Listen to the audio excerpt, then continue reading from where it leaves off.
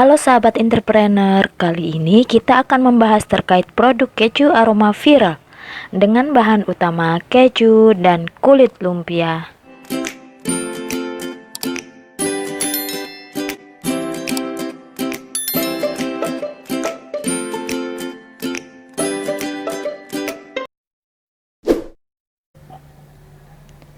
Tujuan kewirausahaan. Yang pertama, menumbuhkan jiwa entrepreneurship dan kreativitas pada peserta didik. Jiwa untuk membuka usaha ataupun menyalurkan kreativitas yang dimiliki seseorang untuk kemudian dijadikan sebuah lahan untuk mencari penghasilan. Selanjutnya, yang kedua, peserta didik dapat mengetahui proses pembuatan keju aroma viral. Yang ketiga, peserta didik dapat mengetahui cara pengemasan produk yang mampu menarik daya beli netizen atau pembeli. Yang keempat, peserta didik dapat menghitung harga jual suatu produk. Dan yang terakhir, peserta didik dapat mengetahui cara penjualan secara online maupun offline. Jiwa kewirausahaan ada sikap mental. Nah, sikap mental ini harus dimiliki oleh jiwa entrepreneur, yaitu menghadirkan sifat baik alamiah seperti kejujuran dan ketulusan. Sikap mental mencakup juga segi-segi positif dalam motivasi dan proaktivitas. Sikap inilah yang akan ikut menentukan keberhasilan kewirausahaan. Kepemimpinan. Pengusaha yang berpeluang untuk maju secara mantap adalah yang memiliki jiwa kepemimpinan, di mana keputusan dan sepak terjalnya dianggap tidak lazim atau mereka tampil beda. Manajemen digunakan untuk menghasilkan efektivitas dan efisiensi setiap pekerjaan agar mendapatkan hasil yang baik dalam mutu.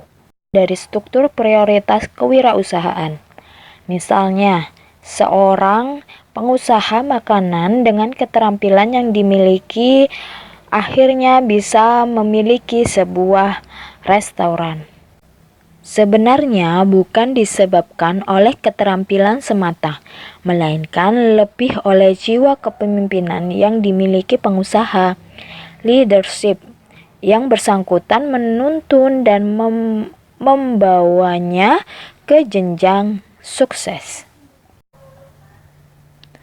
Alat dan bahan. Alatnya ada teflon, ada pisau.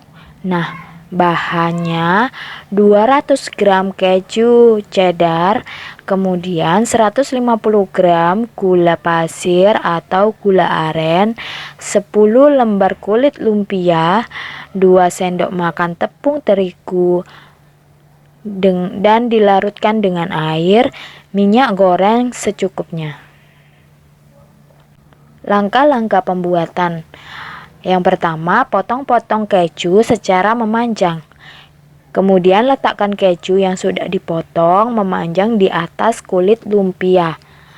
Taburkan gula pasir atau gula aren. Gulung keju hingga seluruh sisinya tertutupi dengan kulit lumpia. Rekatkan bagian atas dan bawah lumpia hingga rapat. Panaskan minyak, kemudian goreng hingga berwarna kecoklatan. Hiasi dengan saus coklat dan parutan keju. Keju aroma siap disantap.